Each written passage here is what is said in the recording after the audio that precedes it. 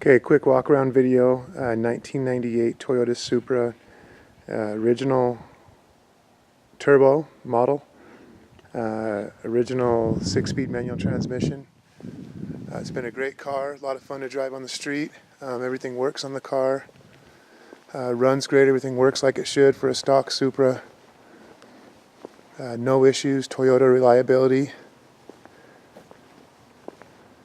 It's been a great car, like I said, a lot of fun to drive on the street.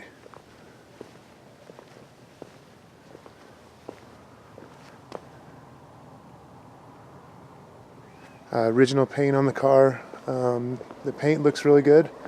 5 feet away, you get up a little closer and you can see some issues with the paint. Like I said, it's original paint, but you have to get close to kind of see some of those imperfections in the paint. It does have some aftermarket wheels on it. I do have all the original parts though for the car, including the wheels, the full exhaust, and everything. Let's see, the wheels are a Volk Racing Rays wheel. They're a really nice wheel, super light and really strong wheel. They are authentic wheels.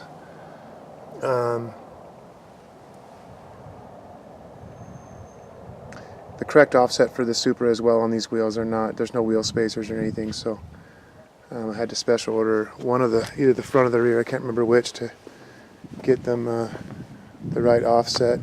Supra has kind of a high offset on the wheels. I think it's like a 40 or a 50, and these are the right offset for that, so they fit nice on the car.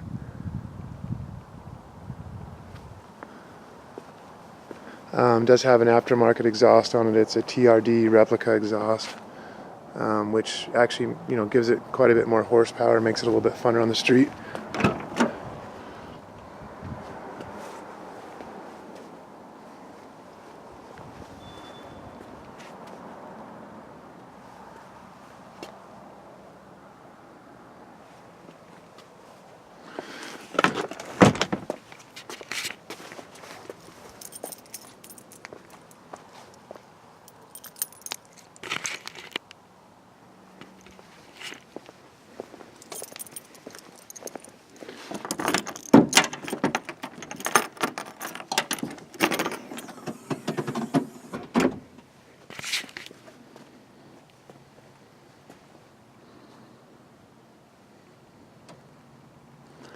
Original speaker locations in all the car, nothing, no crazy sound system or anything like that.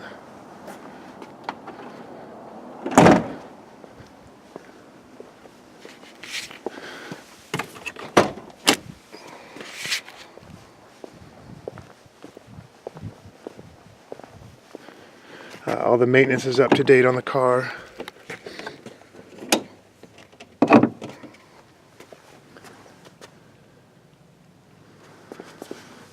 It does have a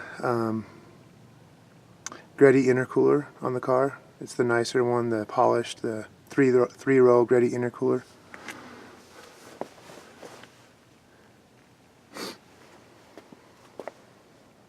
The stock radiator on these things is plastic and they're junk, and so I did upgrade the radiator to a Koyo Rad made in Japan radiator. It's a nice radiator. K&N intake, so the intake and the exhaust really are what kind of opened the car up and made it a lot funner on the street. It does have a TRD strut bar, Greddy blow-off valve, but it still retains the stock twin turbo and sequential mode, like it came from the factory. It does have some Megan Racing Street coilovers. Those are really nice and plush on the street. They're actually a pretty nice coilover for the money. I think they're the Megan Racing Street Series coilover. I do have the original coilovers. So really the upgrades on this car, the basic performance upgrades, nothing crazy at all by any means. The car is still mostly stock. It acts and drives like a stock Supra. The clutch has been replaced. It does have a lightened flywheel, but the clutch OEM disc is organic like the stock one. It's actually a factory OEM replacement, and pressure plate. So the clutch feel is really soft. Your mother could drive the car.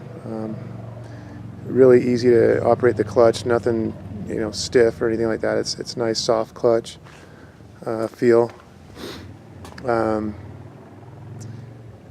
The biggest improvements to the performance were just really the exhaust and intake. Pretty basic stuff to get the car to open up, and a little bit better sounding exhaust too.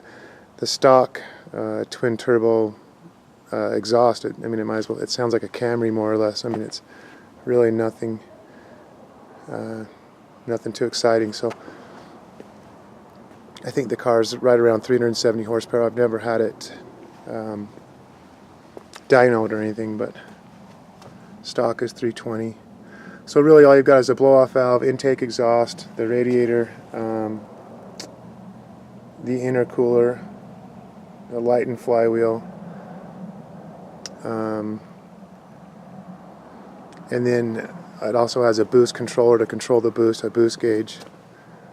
But really pretty much a stock Supra. Like I said, once you go to a single turbo kit, then you're talking engine management and fuel management and all that. And this retains the stock ECU and the stock mass airflow sensor and all that. So it really pretty much is a stock Supra. Stock body. Like I said, I have every single part original for the car. If you wanted to put it back to stock, if you're a collector and just want to hang on to the car, you could surely do that, except for the radiator. That's the only part I don't have. If you wanted to turn the thing into a single turbo monster, you've got a nice Greddy intercooler that you could kind of getting a starting point for that.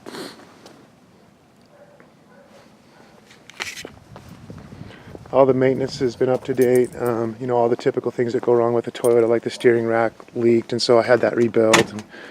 And a few other things are listed on the listing, but you really don't have to do anything to this car. It's ready to go. Runs great. It tracks straight. Tracks smooth. You can let go of the steering wheel and it feels solid. It doesn't move around.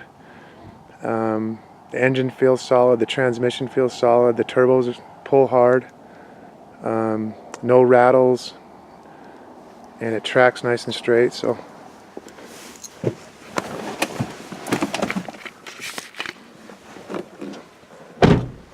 does have a Greddy boost controller and a Greddy turbo gauge. The factory digital clock will go right back into that same spot.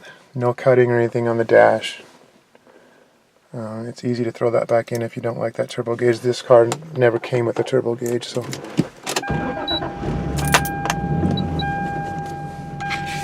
No engine lights on the car. Traction control is still in place. I'll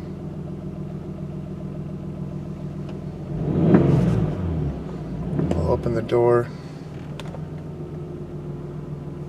It does have 82,500 miles on the car.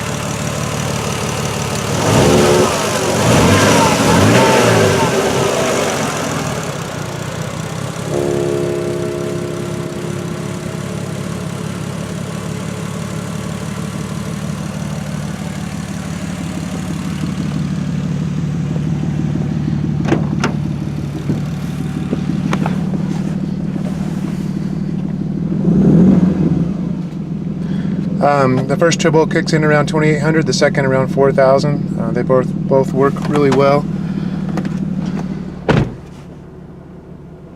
Put the brake on.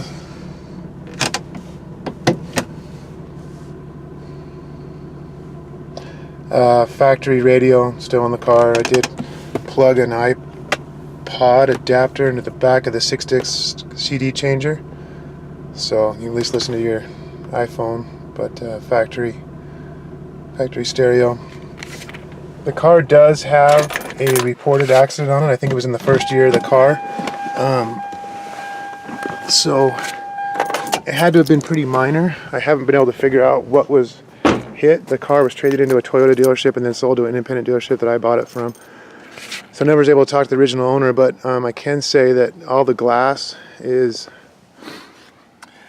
got the Toyota symbol on all the glass, and the VIN number etched into every piece of glass on the car.